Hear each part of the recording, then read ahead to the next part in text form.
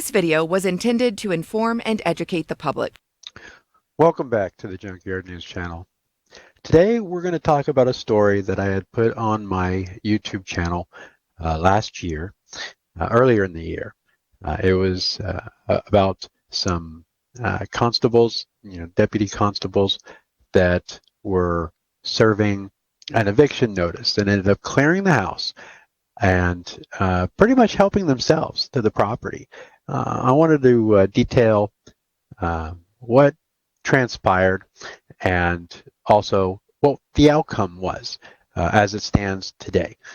A lot of people have asked for updates on this story, and I decided to kick off the rebirth of the channel with this story. So let's get into it. Another one bites the dust. Thief! Stop, thief! So back in 2021, right around January, in Texas, Harris and two of his deputies, Chief Deputy LaQuenda Banks and Sergeant Derrick Holman, were executing a writ of possession on a retail property in Cascades Court in Tyler, Texas. This is a court order that directs the constable's office to seize or take control of a property and turn it back to the landlord's possession. So pretty much it was like an eviction.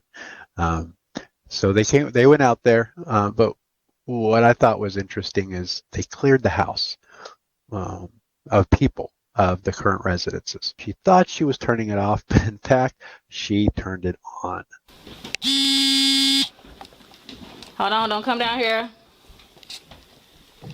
In the video, Banks can be heard telling somebody, hold on, don't come down here. And Harris hands her a watch display case. Now they're in a closet of the house.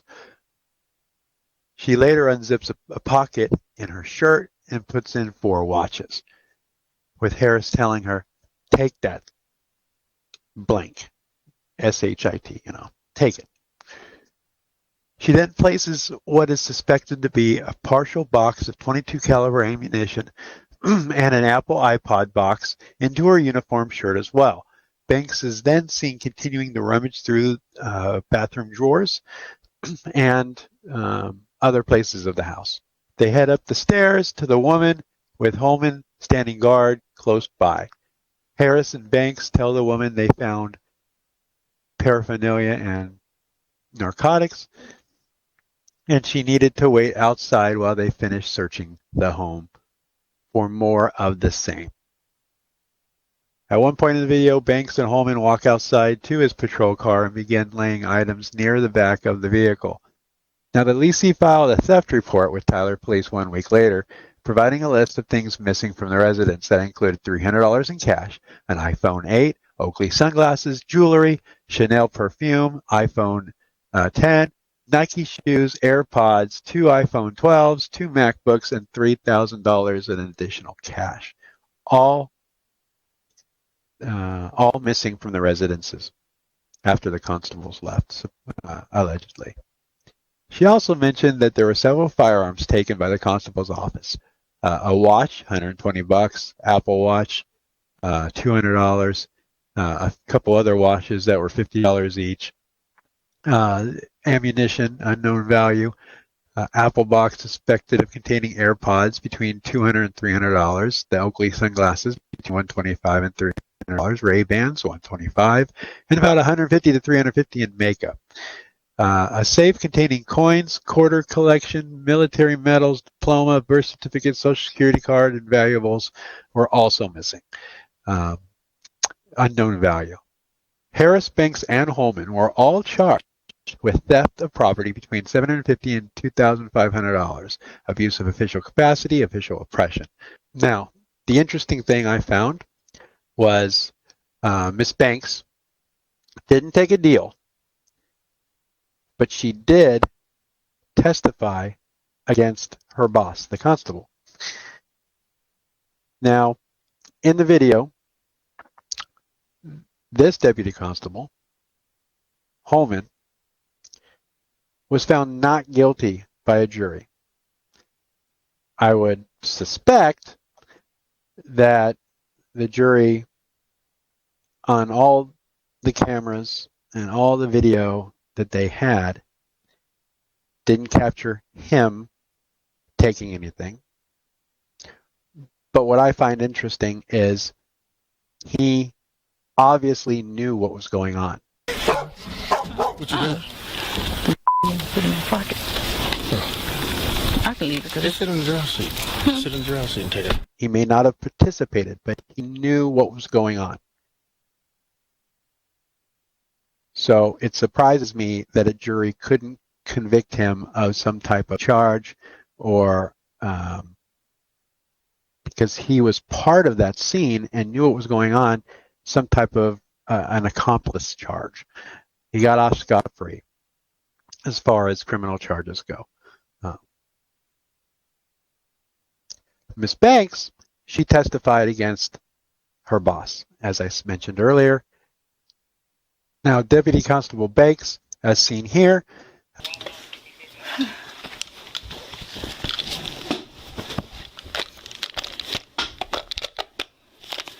agreed to a sentence of 18 months probation after pleading guilty on the official oppression charge. She didn't plead guilty. They dropped the theft charges, all that. All she was in a deal, all she had to plead guilty to was official oppression. And she got an 18 months probation for that official oppression charge. So that's all she got. She didn't strike this deal before she testified. What she claimed to the prosecutors was, my boss made me do this. I didn't want to do this, even though in the video seems like she's having a blast. He was my boss, so I'm going to do what he says to do.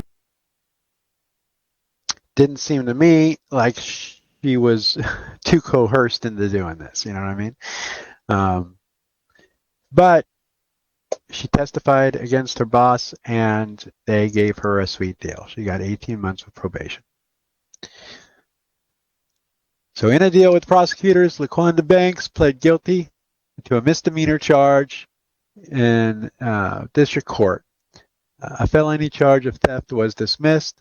Defense attorney Brett Harrison told the court Banks testified in the trials of the two co-defendants and made it clear that no offers or deals were made until after Banks testified in both those cases. And while Banks was a witness in the two trials, her attorney says negotiations with prosecutors did not happen until after she testified in both cases. She testified because it was the right thing to do, because she wanted to make amends as much as possible for what she had done, without any plea deals. She is absolutely sorry for what she's done, and she's taken full responsibility, and I think moving forward she's going to be a law-abiding person again, like she has been all of her life, but for this incident.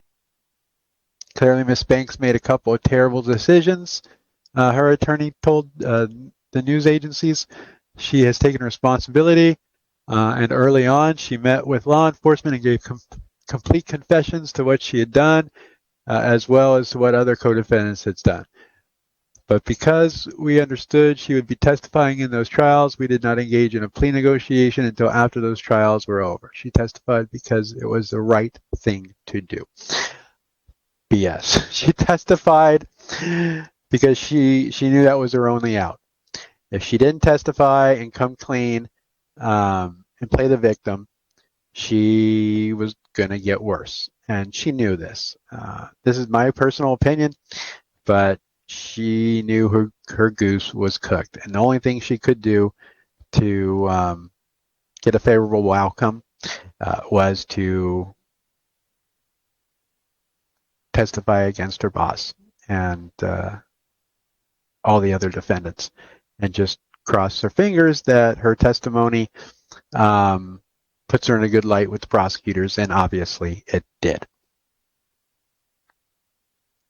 Now, Banks' former boss, Precinct 1 Constable Curtis Harris, was convicted.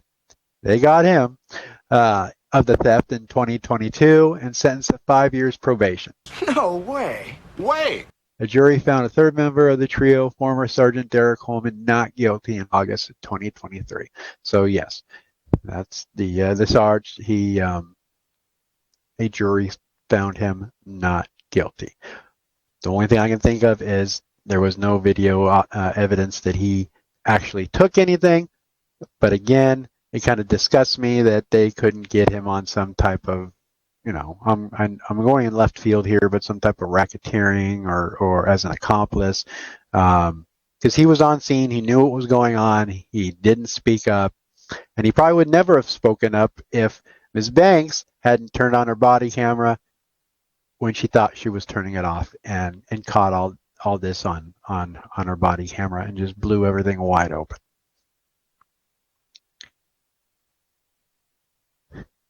I also think it's a terrible slap on the wrist that the constable himself, the boss, only received 5 years probation. Curtis Traylor-Harris, Banks said this on the stand. He was my boss, so, I'm going to do what he says do.